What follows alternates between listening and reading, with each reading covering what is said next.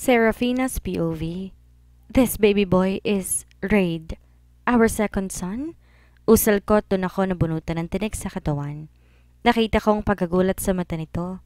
Napatras to tuloy lang nakatingin sa litrato at nakatingin sa akin. How?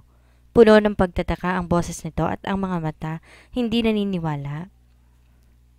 Bigla ako napaluhod at naramdaman ko ang lamig ng tiles.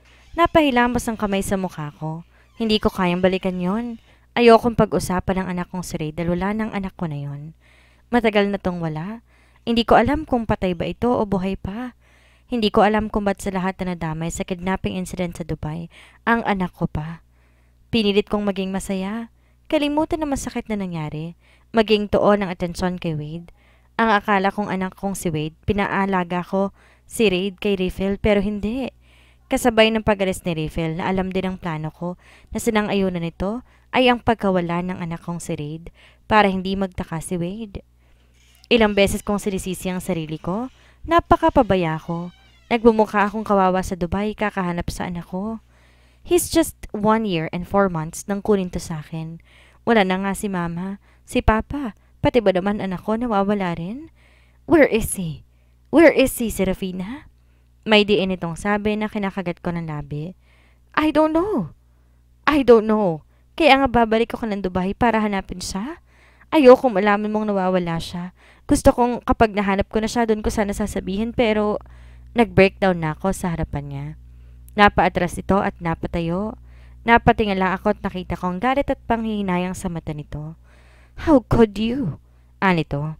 I don't know how to react. I am so disappointed. Anito at mabilis umalis sa harapan ko nung tinawag ko pa siya pero hindi ito nakinig. Umiiyak ako napayo ko at parang bata, pinagsiklop ang dalawang kamay na sabay lagay ko sa noo ko at umiyak ng umiyak. Napapagod na ako. Akala ko maiintindihan niya ako. Masakit din naman sa akin eh. Oo, nasaktan siya pero ako din. Maaari bang makinig muna siya sa akin? Habang tumatagal, ang sayang ng mga luha ko. Ilang oras din ako nagmukmok. Pinipilit pa kalmahin ang sarili. It hurts. It hurts a lot. Napatingin ako kay Vile sa hapagkainan pero umiwas din. Mom, you okay? Napalingon ako kay Wade. Umayos ako at kinitian ng anak ko. Yes, baby. How's school pala? Kalma kong tanong na parang wala lang nangyari kanina between Vile and I. It's good. Sinasanay ko pang sarili ko. Sagot ni Wade. Manang, ako na dyan. Usal ko kay Manang na naguhugas ng pinggan. Kaya ko na, iha. Magpahinga ka na lang doon. Mukha kang pagod eh. Hindi po. Sagot ko na lang at nagpaalam na dalalam ko. Hindi naman ako mananalo kay Manang kahit ano pang pilit. Umupo ako sa may pond at tumingala. Hindi ko na alam ang gagawin ko. Kasalanan ko naman talagang lahat eh. Kung hindi ba ako nag-exist, maayos mong buhay ng mga nasa paligid ko? Paano kaya kung bigla na lang ako maglaho? Pero ayaw ko nun. Gusto ko pang mabuhay ng matagal. Makasamang anak ko at si Vile. Naiintindihan ko naman si Vile eh. Pinunasan kong luha ko na tumutulo na naman. Walang kapaguran.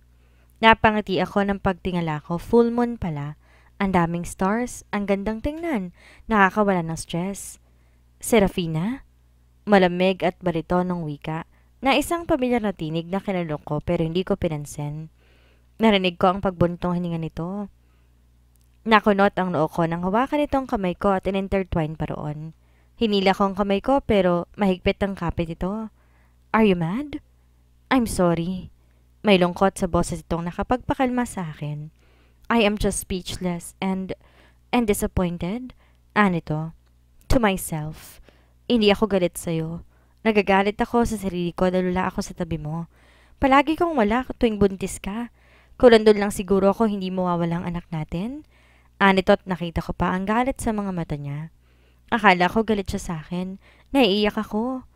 Hindi ko mapigilan ang magsalita. Wala kang kasalanan, Vile? Am I a bad father, Serafina? Anito at lumingon sa akin. Umiling ako. No, bakit mo natanong yan? You always hide my son from me. Anitong kinakibot ng labi ko at kinayuko ko. Vile, I'm sorry. Sinserong wika ko. I am sorry too. Promise me, Serafina, wala ka nang isisekreto sa akin. Tumango ako. Hahanapin natin ang anak natin. We're going to Dubai and find our son together, he said in a serious tone and grabbed my nape, then kissed my forehead na parang may pumisil sa puso ko. Thank you for giving birth to our son. Nito na kinapula ng buong mukha ko. Tama na sila, ha?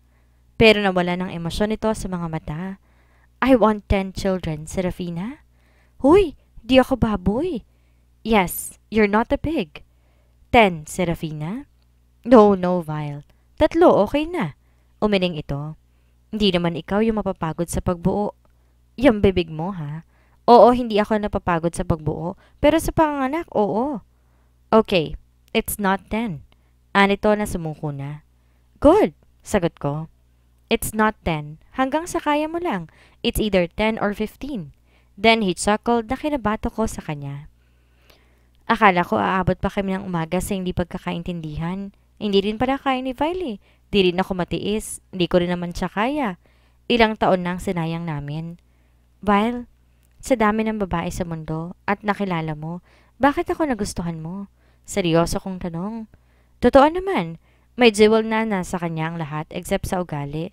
May kisame na OA at sa mga exes nito. Bakit sa akin isang hamak na isang simpleng babae lang? I love the way you treat me. I love the way you make me smile when it's not even funny. I love the way you accept me for who I am.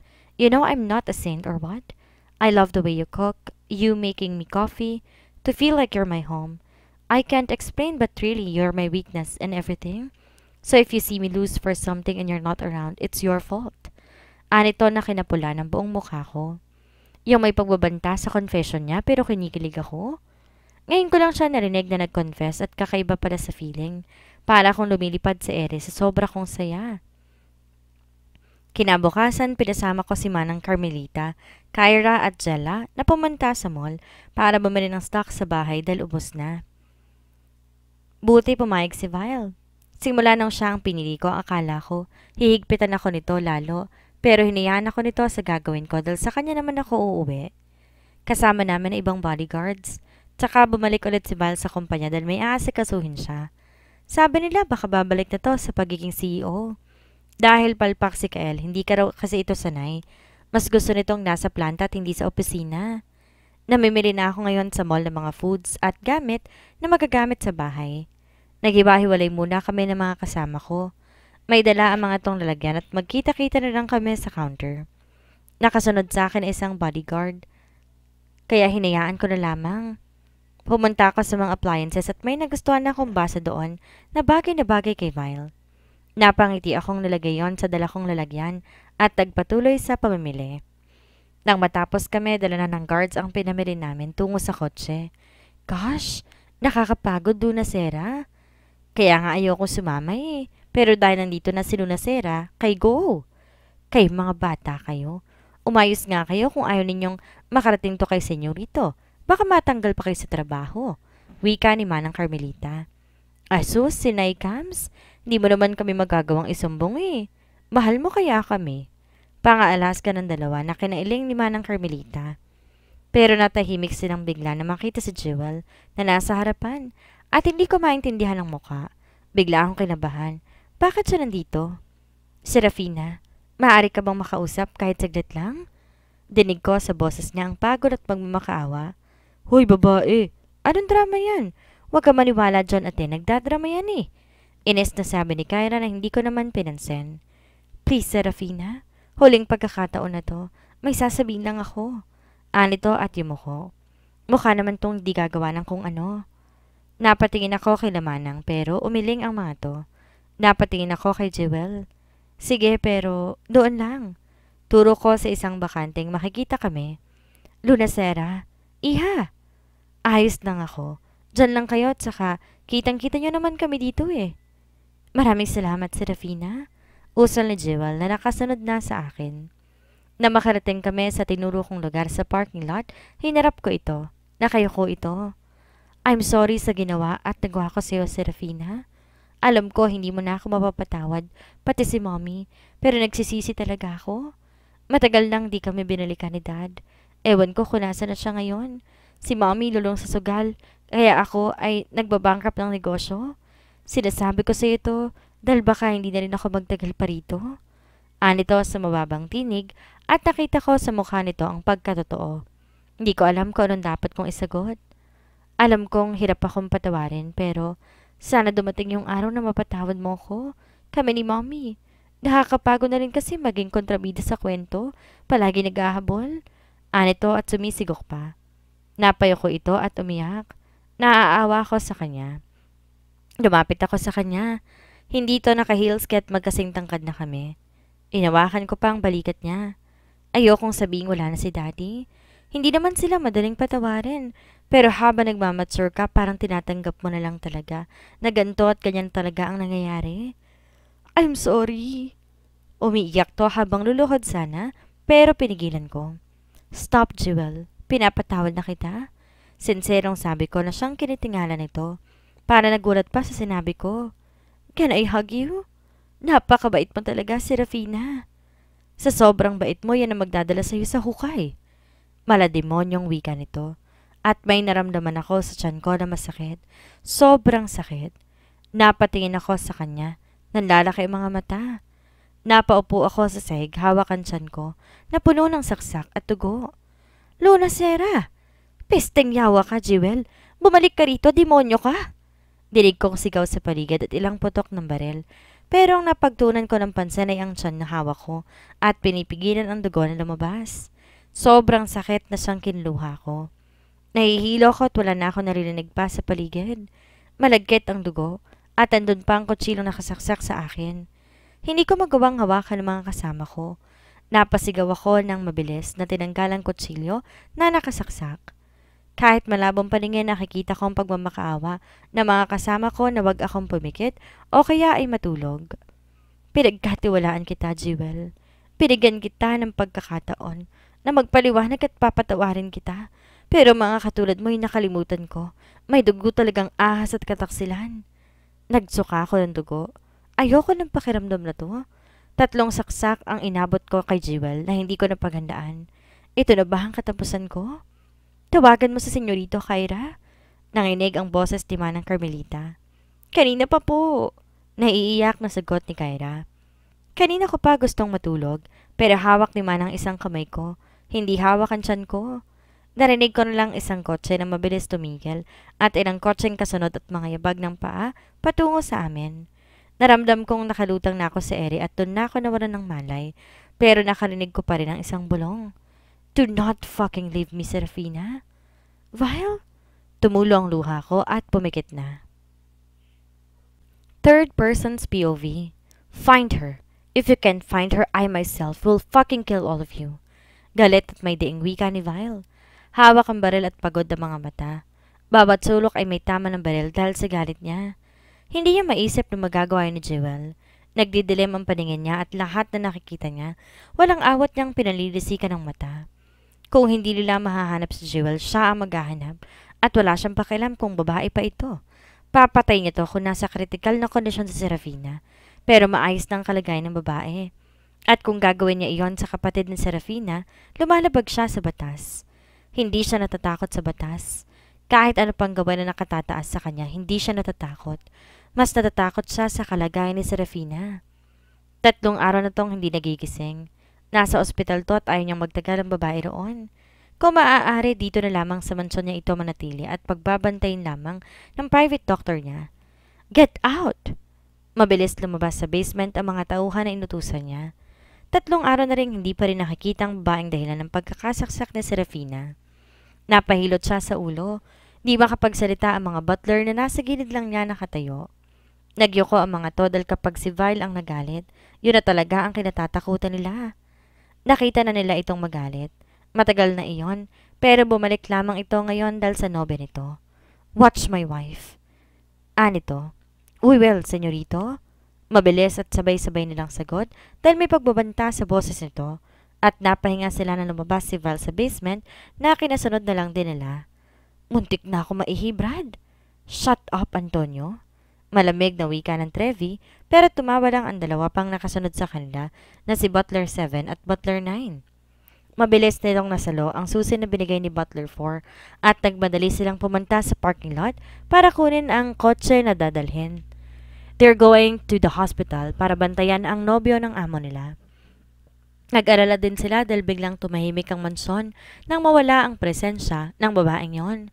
Pati ang batang anak nito na si Wade ay walang gana rin na makipag-interact sa kanila.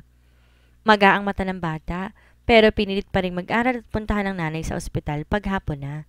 Ang mga maid naman sa mansyon ay nag-aalala din, pero wala silang magawa kahit bisitahin to dahil yon ang sabi ni Vile. Narinig nilang mabilis sa paglabas ng isang Lamborghini na kotse sa gate at alam nilang ang amo nila iyon. Narinig ni Vile ang pag-ingay ng maliit na earpiece niya na nasa tenga kaya inoff niya yon.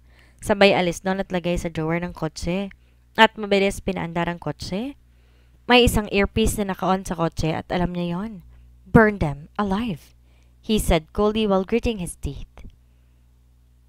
Nanginig ang kamay niya sa galit. Ramdam niya na to noon ang pag-alis ni Serafina. Bumalik ang sakit at pangamba. Tumigil ang kotse niya sa parking lot ng ospital. Hindi muna siya bumaba at may kinuha sa ilalim ng drawer at 2 paracetamol medicine. Kumuha siya ng 2 sabay lagay noon sa bibig niya. Kumakalma na siya. Marami pang hindi sinasabi si Serafina sa kanya. Ayaw niyang pilitin ng babaeng sabihin sa kanyang totoo.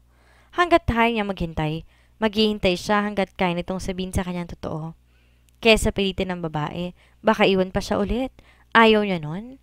Narilito man siya sa ugali nito, mahal niya ito. Higit pa sa inaakala ni Serafina. Wala ka ng ginawang tama, Jewel. Galit na sigaw ng mommy ni Jewel sa kanya pagkatapos niya sampalin ng anak sa pisngi. Napahawak si Jewel sa pisngi dahil parang nabibingi siya sa pagsampal ng mommy niya. Gumawa ka na naman ng kahihiyan sa pamilya natin. Ano mukhang mayaharap ko sa mga cousins at kaibigan ko? Kriminal ka na ngayon. Masaya ka na?